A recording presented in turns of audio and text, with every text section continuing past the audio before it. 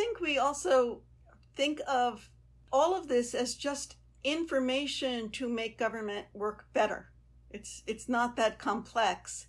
It's how you use information to improve. I'm JB Wogan, and welcome back to On the Evidence, a show that examines what we know about today's most urgent challenges and how we can make progress in addressing them. In a new book, journalists Katherine, Barrett, and Greene meticulously document how state and local governments use performance data to inform management decisions, providing contemporary case studies along with historical context about how the field has evolved in their 3 decades covering states, cities, and counties. Their book is called The Promises and Pitfalls of Performance-Informed Management, and one relatively new development that they highlight is the convergence of performance measurement and program evaluation. Although both disciplines are ostensibly about assessing the effectiveness of government, they historically meant different things in terms of what gets assessed and who does the assessing. The term performance measurement is more commonly associated with ongoing monitoring and reporting of program accomplishments and is typically conducted by program or agency staff. By comparison, program evaluations are periodic or ad hoc studies conducted by experts outside of an agency or program. But those distinctions are less clear today. Barrett and Greene cite a recent example from Adams County, Colorado, where Mathematica supported agency staff in conducting a short-term, small-scale pilot project aimed at increasing client engagement in an employment assistance program through an iterative, evidence-based framework called Learn, Innovate, Improve, or LI Squared. Longtime listeners of this podcast will already be familiar with the story, because one of our first guests, Mathematica's Jonathan McKay, appeared in an episode to talk about the Adams County experience. In the final chapter of Barrett and Greene's book, which is dedicated to public policy research and evaluation, Mathematica's CEO Paul Decker tells Barrett and Greene that in the past, quote, "we tended to have this attitude that on the one hand there was performance measurement, and on the other there was evaluation. I think more and more these two concepts have become intertwined. We're blending with each other, and the idea of frenemies becomes passé." On this episode, we get into the blending of those disciplines.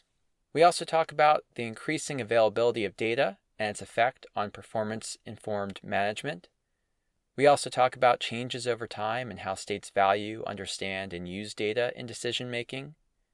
We talk about challenges states face with training, recruiting, and retaining personnel who manage public data, challenges states face in maintaining data quality, and challenges states face in sharing data across their agencies.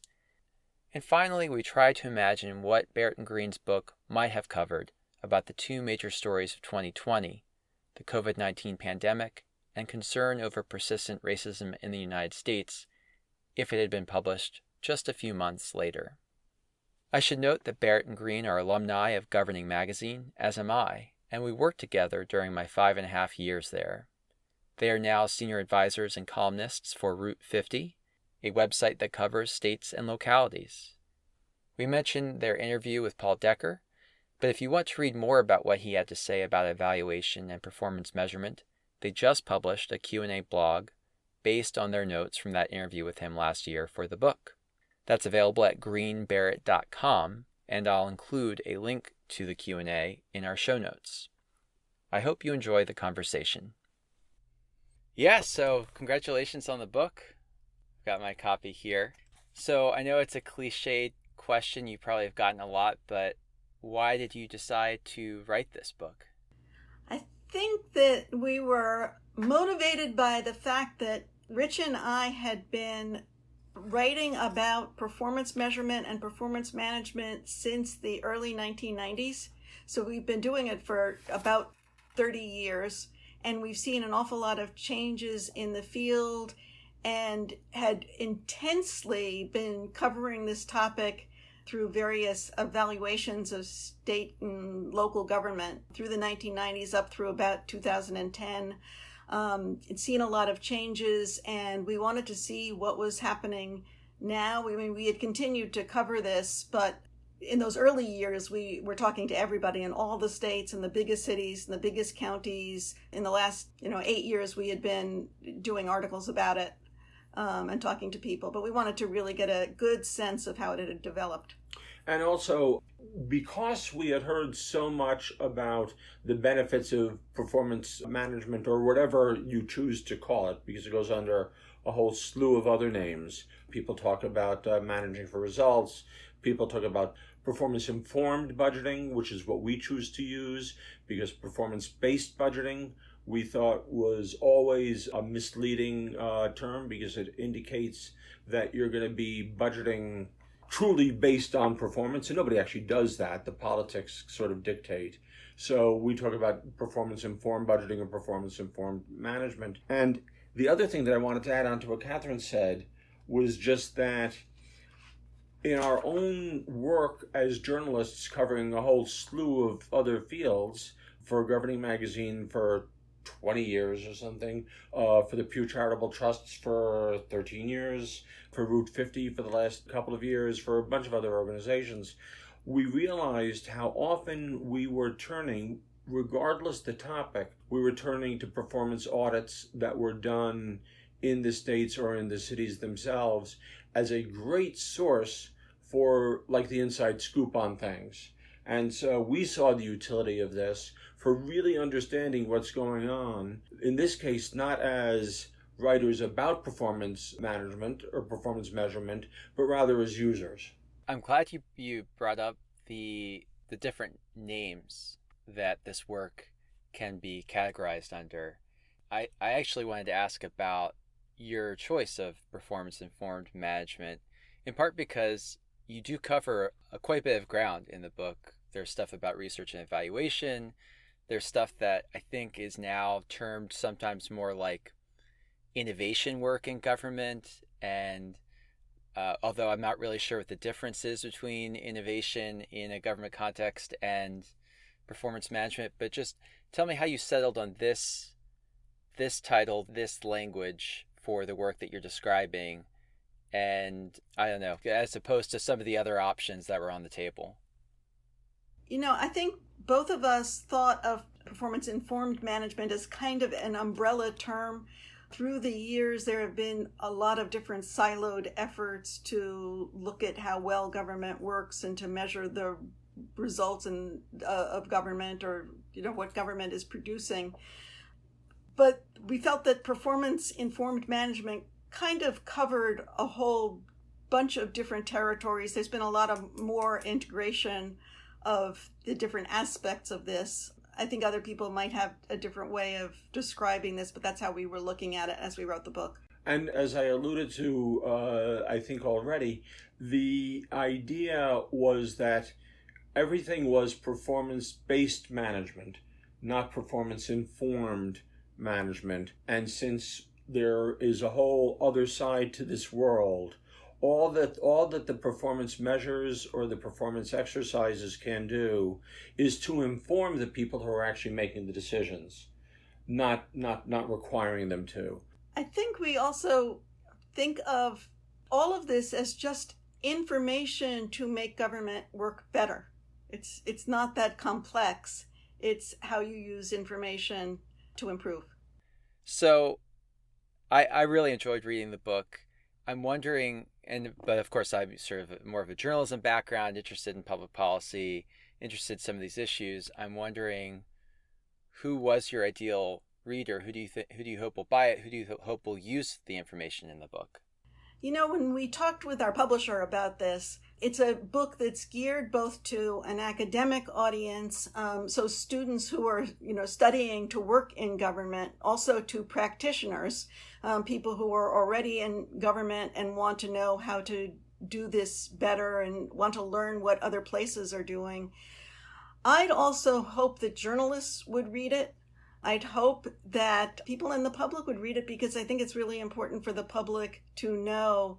And I guess, one of the real desires that we have for the book is that it will be used in undergraduate courses of government, so that students who are kind of beginning their college education will learn about what governments are doing and how they are trying to use information and data and evaluation to improve themselves. And just to tag on to that a little bit, so we feel like it's important for the public, not necessarily, I'm talking about the general public, I'm talking about the Kiwanis clubs, I'm talking about people who really want to understand their governments because they're good citizens, because it is in their highest interest for government to function better for the least it can cost. And these techniques are things that if you know exist, you'll go and look for them. It's, Katherine mentioned journalists. It is surprising to us how frequently we talk to journalists, call us just because we've covered a topic. And we say, well, gee, we know that there have been some performance audits about this. And they say, what's a performance audit?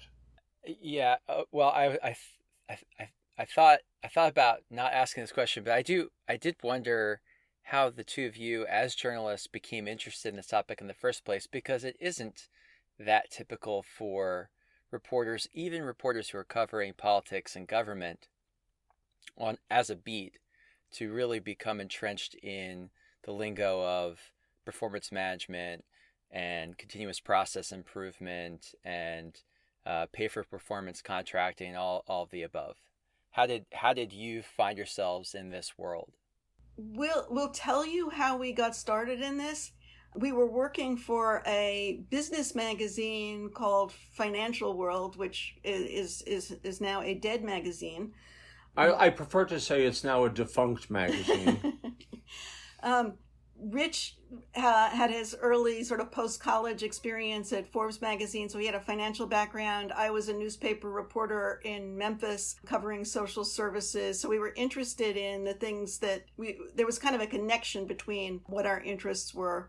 But for this magazine, we suggested that since so many governors were talking about running their governments like businesses, we should look across the 50 states and see how well they were doing at it. And that became an enormous project. And as we were looking at how we would evaluate that, we thought, the obvious things is you look at finances and you look at human resources, you look at how they handle infrastructure. We started talking with people, and we ended up talking with a very wise man named Jay Fountain, who was very involved in the world of performance measurement. And he said, you can't leave that out. You have to put performance measurement, performance management almost on par with these other fields that people are thinking more about. But that's the important aspect of how governments tell whether what they're doing is having success. And that's how we started. That's how we got interested in it. And he was terribly persuasive. At the time, he was spearheading the Governmental Accounting Standards Board's effort at what they were calling Service Efforts and Accomplishments, SEA. And so he was trying to establish guidelines for this. That project, for a variety of reasons, didn't really hit the ground running. But Jay was right in the middle of it. He now, just parenthetically, is the budget director of Stamford, Connecticut. Well, so you've told me why you decided to write the book, but I'm curious about how your priors compared with what you actually found. So what did you expect to find about the state of performance management now in state and local government? And how did your research on recent developments challenge some of those preconceived ideas? So let me preface a more direct answer to your question by saying, in as much as we had been covering this stuff pretty steadily along the years and doing a bunch of columns for a bunch of different places, there were not so many surprises over traditional thought to us. There were many things that we found were surprises to people in the field who didn't realize these changes had been made. But in our effort to make the book as readable and as important as possible, we did, over the course of the 2 years or so that we were writing the book, redo 1 million interviews, or do them for the first time, so that the examples in the book would all be very, very contemporary. And one of the big things that we really weren't aware of prior to this was about what's called STAT programs. This all started with CompStat in New York, and it was a means of using data as the centerpiece of meetings between the chief of police, or the very highest folks in the police department in New York City, bringing in the next level and throttling them with their own data. So we saw that was happening, and New York was taking huge credit nationwide for how its crime rates were going down. A great deal of that was attributed to this, so we were kind of true believers. This is the way to go, we thought. And then what we discovered, and this we did discover in writing the book, something we didn't realize, was that in many, many places, these stat programs, this, what I described in New York, spread to Baltimore, spread to the state of Maryland, spread to... all over the place. Really all over the place.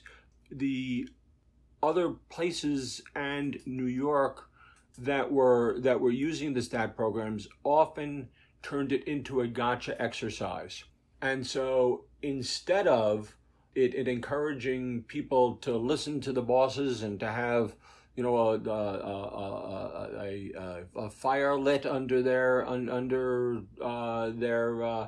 work, instead it made them scared to go to the meetings. We ran across a narcotics detective in New York City who had to go to these meetings. He was high enough up. And now this guy, you have to remember, this guy's a narc. I mean, this guy's, what he does with his nights is stand around corners hoping he's not going to get shot. And he would get physically ill the night before the CompStat meeting because he was so scared that he was not going to have the numbers people wanted him to have. And that was the case in a lot of places. So what we learned was that these, and I'm going to call them gotcha exercises, these gotcha exercises where when people were gathered into the room to be held accountable for their data, it was very, very important for that to be in a collaborative way, not a top-down way that just left people inclined, even in some cases, to kind of fudge the data. We, when we did our research, we heard this over and over, that the stat programs, which started out as very successful programs, became overwhelming for the people who were running them. They were collecting too much data. It was becoming, as Rich said, kind of an accountability exercise. And we were really interested in how often we heard from different cities and counties that they had gradually been changing the nature of the programs to be more problem-oriented and to really try to solve individual problems, make them more useful for the departments themselves. And in fact, a phrase we heard repeatedly was from people fairly high up in a bunch of entities was, we want to make it a kinder, gentler approach. And we heard a couple of good stories along the way, and one was in New Orleans, and about how the fire department there was really kind of fed up with all of the attention that was going to their response times, and they weren't quite meeting their targets. And then there was a whole transformation because the performance unit there started working more directly with the department to solve one of its problems, which was that there had been some bad fires, there had been some fatalities, and the department was frustrated because people didn't have smoke detectors, and they were giving out smoke detectors for free, but how to get the smoke detectors accepted by people was kind of a puzzle. And what the performance chief did was really initiate an analysis that would tell the fire department where to aim its educational efforts, where to go door to door to get people to accept smoke detectors. And they were able to get their smoke detectors into homes where elderly people and children lived, in the places that were vulnerable to the worst fires. And the result, it wasn't really a data result, but the result was that there was very shortly afterwards a bad fire in which there were many, many people living in a house. Everybody got out safely because of the smoke detector, and it made the fire chief's reputation. And he really, really began to see how the work with the data, how the performance measurement could help him and help his department. Okay. So I think that listeners of this podcast and people at Mathematica will be interested to know about the chapter on evaluation, and which does quote both Mathematica CEO Paul Decker and John McKay, who does a lot of work with program improvement at the county level with TANF agencies and other employment assistance agencies. And certainly this is something that I think we talked about when we were I was arranging for those interviews with some of our folks, but I'm seeing this trend in evaluation, in research at private firms like Mathematica, where the clients want information faster. They still want to leverage the expertise of economists and statisticians and data scientists, but they need that information today. And the multi-year evaluation that comes out with the report, perhaps when a program is over, is not as useful. So did any of that surprise you? Is that new to you? What do you make of the relationship between sort of traditional performance management efforts and this other world of research and evaluation? I think that there has been in the past a tension between specifically performance measurement, which is often done by practitioners, and program evaluation, which has been a more academic and, as Rich said, a more rigorous discipline in which there are control groups and where you're very, very cautious about attributing causation. So there's a certain different level of caution about conclusions. And that's one of the things that we said in our frenemies piece, which was in governing. That was about 5 years ago, I think. When we talked to Paul Decker and other experts, I think we found that the divisions between those different disciplines were beginning to ebb away, and that there was more integration, and particularly with the growing sophistication in the use of data, there is now at the fingertips of practitioners also the ability to do kind of rapid evaluations using data in real time.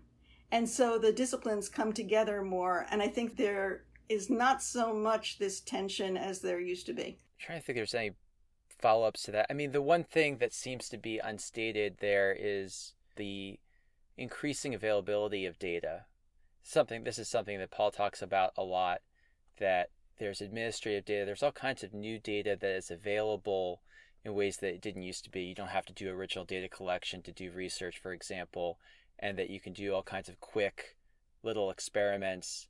I know with Bloomberg Philanthropies and What Works Cities, one of the things that they were doing is they were funding the behavioral insights team to do some behaviorally informed experiments. And it takes the form of rigorous research in the sense that there are treatment and control groups and there's statistical analysis, but it's leveraging different kinds of data, and it's happening very quickly, at least very quickly by the standards of kind of traditional economic research in public policy. I think that's a great point. And something you said before, JB, was one of the frustrations with evaluation for the people who are practitioners or working in government is that in the past it's been very slow to come out, and evaluations have often come at the end of programs. And so you can't adjust things as they're happening. And with the tremendous advances in data, now you can do that. You can use the administrative data, and you can change the programs while they're still, while people are still being served. And on the flip side of that is that as we've had greater capacity to generate more data more quickly, the decision makers are now conceivably confronted with more data than they can use or think about. And this becomes a real problem when the folks who are generating the data don't turn their conclusions into stories, but just send the legislators a whole bunch of spreadsheets.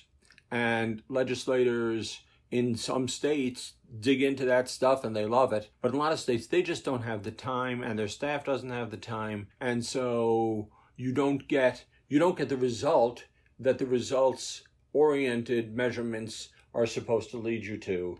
Because if this is a tree falling in the forest kind of a thing. If the legislators don't pay attention to the conclusions, then you're not going to get any legislation.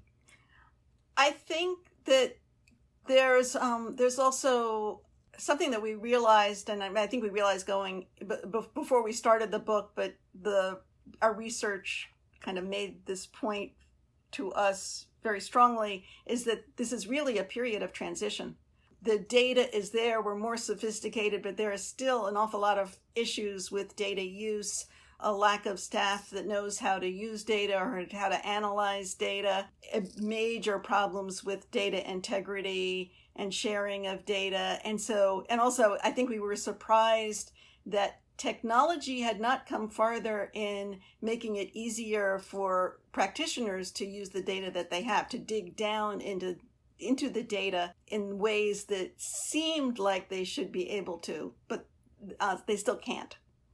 Yeah, thank you for bringing that up. Yeah, I remember that in the book you reference a journal article that one of my coworkers at Mathematica co-authored for the Public Administration Review, and they talk about state administrative data and human services and some of the challenges and opportunities there. And one of the points that they make and that you make in the book is that they've got issues with personnel, both in terms of recruiting and retaining people who are equipped to manage and handle the data and clean the data. But then, well, I just hadn't thought as much about turnover, the pay, making sure if you need people with a computer science background, I'm sure that they have lots of other professional opportunities outside of state government that may be less stressful and better paying, more remunerative.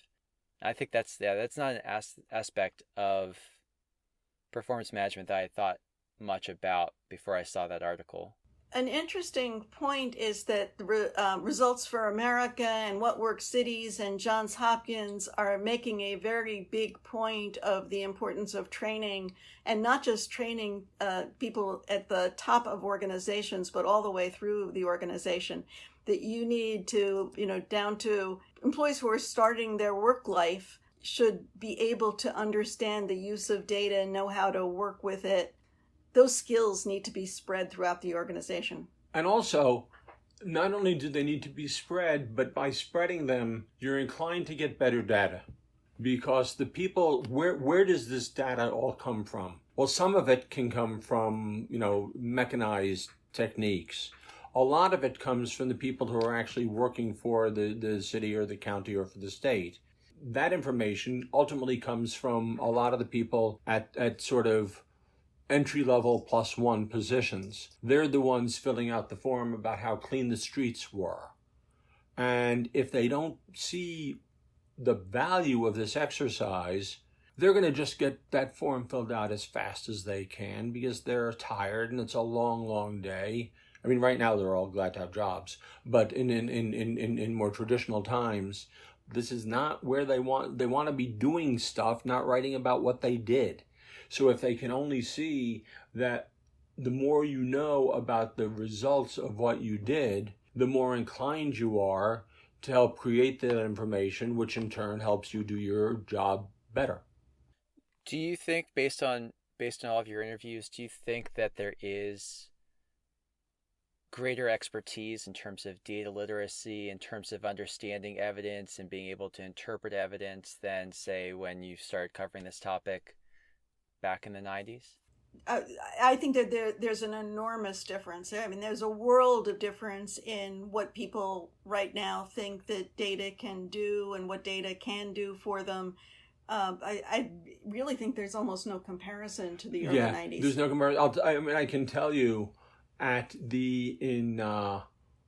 the second time we did the project Katherine mentioned earlier on, the Government Performance Project that was funded by Pew Charitable Trusts and Ran and Governing, I think it was the very beginning of the exercise that when we called the folks in New Mexico, because we had a survey form and we had interviews.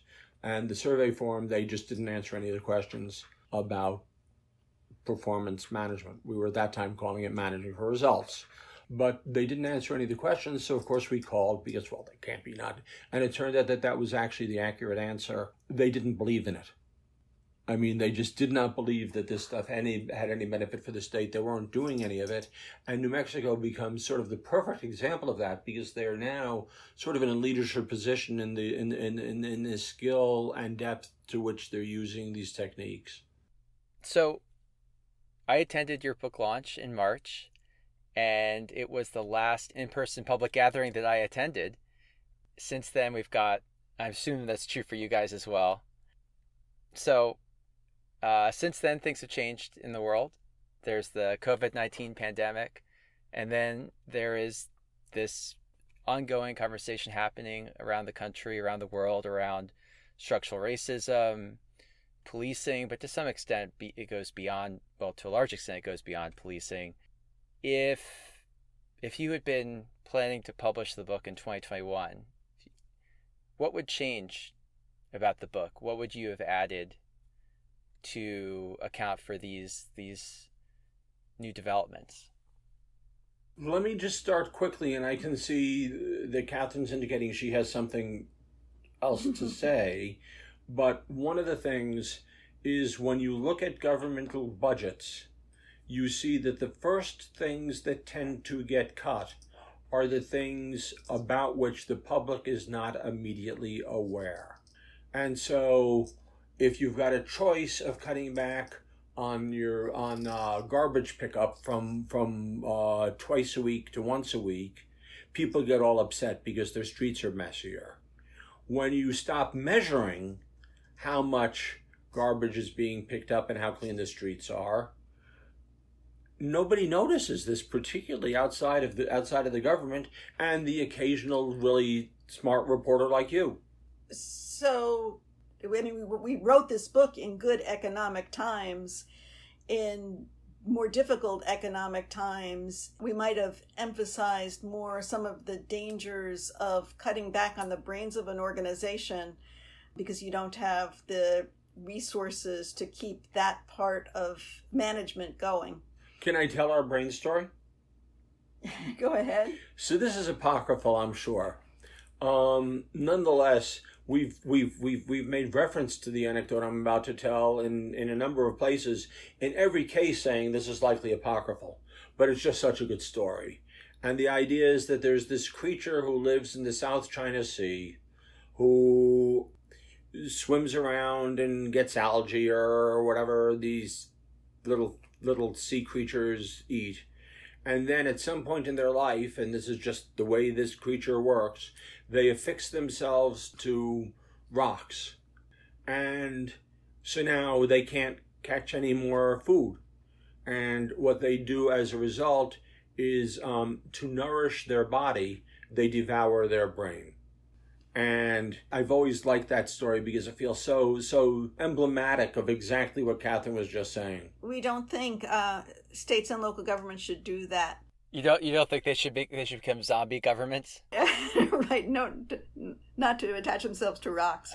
I think that's a really important point, that some state and local governments might perceive their performance-informed management efforts to be nice to have functions in boon times and something to cut back on in lean times. I'm curious to see if that is what happens and where jurisdictions vary in the way that they perceive the value of these programs. I've noticed with Results for America, they've been very intentional in the way that they frame the work that they highlight among states and localities and the federal agencies as not evidence for evidence sake, but rather evidence for impact's sake. I'd argue that in hard economic times, when there are, by necessity, in many of the states and many of the cities, going to be cutbacks, you need to make decisions as to what do you cut back on. And so, even at a time when you don't have the money to do the analysis that you need the analysis even more because the natural alternative are across-the-board cuts. And across the board cuts are just not a good way to manage a government, because it means that an agency which really is living in the lap of luxury because it's gotten itself a good budget, as opposed to another agency that's just on the edge, it's the agency just on the edge in an across the board cut that's going to suffer and stop doing its job, while the other agency is going to continue to do its job just fine, just they won't have new leather chairs. In terms of the fears that you expressed, I think they're legitimate based on what happened in the Great Recession. And we did see a lot of good programs kind of bite the dust. Our Oregon Progress Board, which was doing good work, was defunded. The Kentucky Long-Term Policy Research Center went out of business. A bunch of different audit shops got their budgets severely reduced, and some of those went out of business too. So it's something to be wary of. I should note that the first guest we had for this podcast, Andrew Klein, he talked about his book and his experience as budget director in Baltimore during the Great Recession, and he makes an argument similar to what you're making, that if you use something like outcomes-based budgeting or whatever evidence you have at your disposal, that can help you decide what works and what doesn't, and you can invest or redistribute resources towards the things that work and move it away from the things that don't. So it's not just a fairness cut across the board that will undermine your purpose to be an effective government. The other part of the answer to your question is that if we look at kind of the record of the last few months, I think that there's a lot of concern about the data and the accuracy of the data with COVID-19. That would certainly be a topic that we would have covered in the book. A lot of difficulty in comparing different places because they're using different methods and rules to measure, for example, deaths and what death you count as a COVID-19 death. It's very, very difficult to compare places. And when it's difficult to compare places, you really can't benchmark one place against the other. So we've just been talking about coronavirus, but what about the racial equity piece? Because I have to imagine that performance management efforts from 2020 onward, or at least for the next decade, are going to be very intentional about breaking out something about race and equity and what they're monitoring and trying to improve. We've written about this, and it's not a good thing, but what you really need to do in order to make the data for performance management good is to disaggregate it. If it's not disaggregated, it's not worth very much. And sort of the perfect example of that, and then I'm going to go back to racial issues. The big issue, for example, with educational data, is that numbers come out as to what's happening in New York State with SAT scores. And they say, and isn't this great, the SAT scores went up, or isn't this too bad, they went down? But of course, it may be that in Manhattan, with 2 million people, they went way down, and in Buffalo, they went way up, and they average out, and it looks like nothing's really changed. But states are big places, and if you don't disaggregate the data geographically, then you're going to be coming up with just not good data for the state.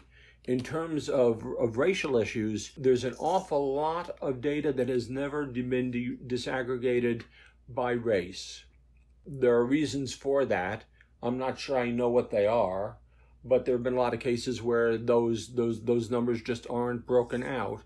And so if in fact we should be putting more money into the Black community, we could miss that because we're not picking up that things are 5 times worse there than they are among the Asian population.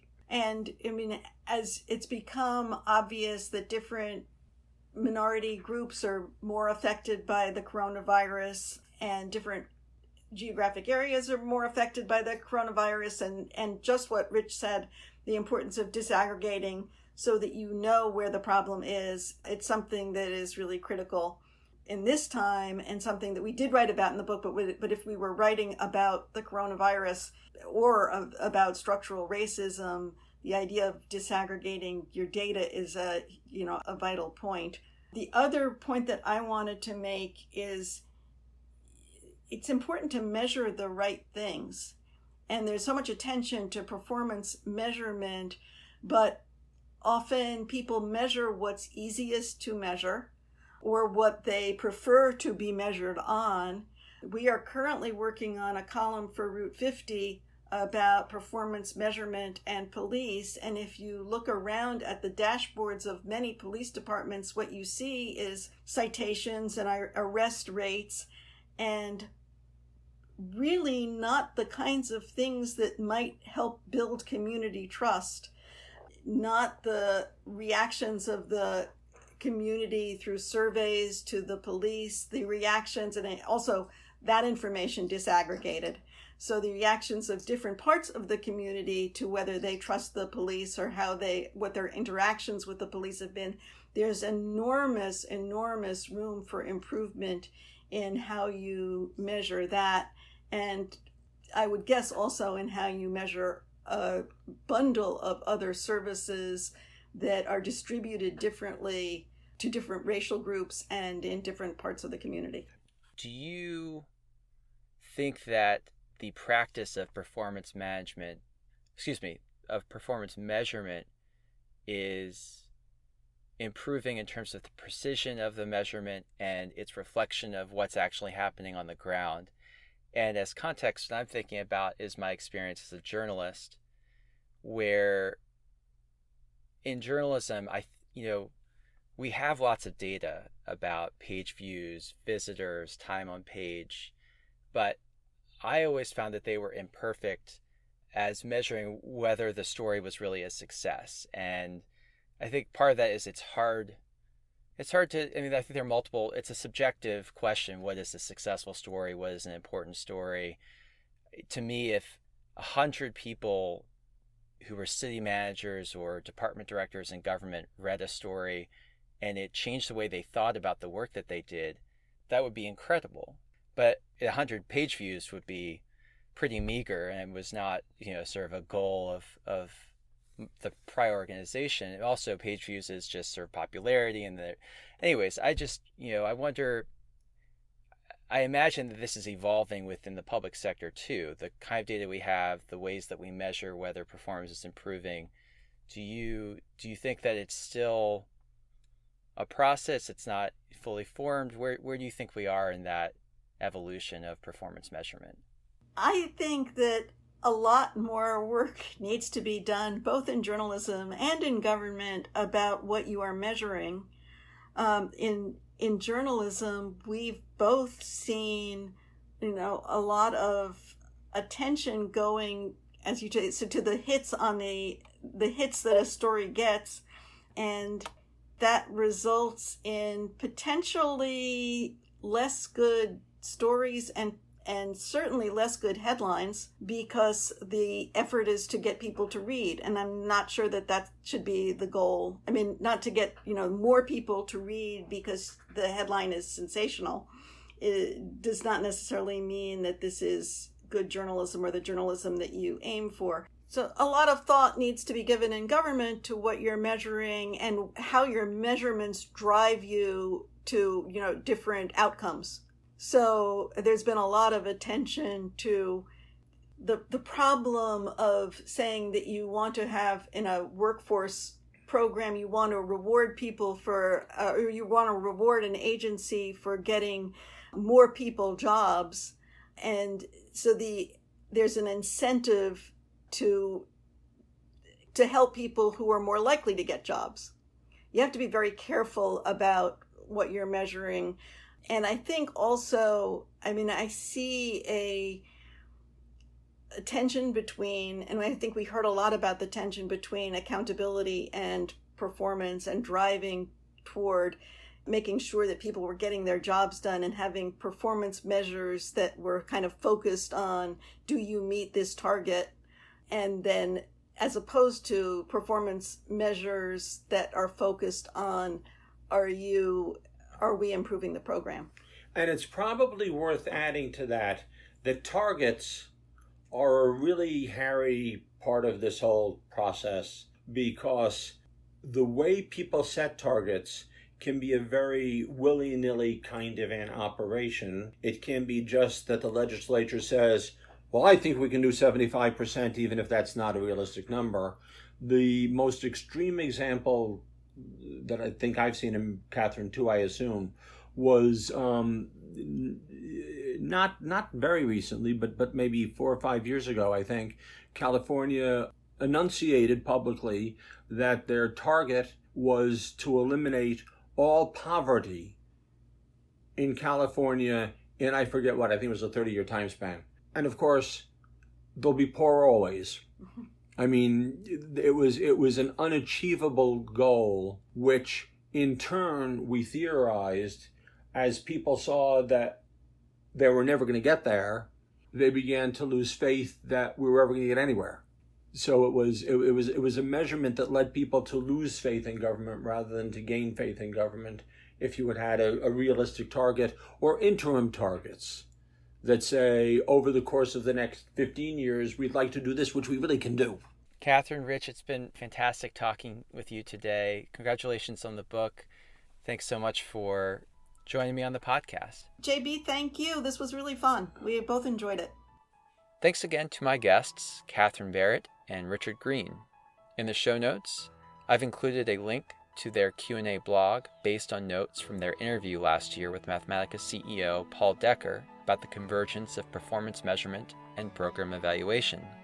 I've also included links to previous episodes of On the Evidence that make appearances in the book, including an interview with Catherine Klosik of the Center for Government Excellence at Johns Hopkins University about cities' use of evidence-based policymaking, an interview with Mathematica's Elizabeth Wiegensberg about challenges and opportunities in states' use of administrative data, and an interview with Mathematica's Jonathan McKay about lessons from 2 Colorado counties' use of rapid cycle evaluations to make quick, evidence-based improvements in their employment assistance programs.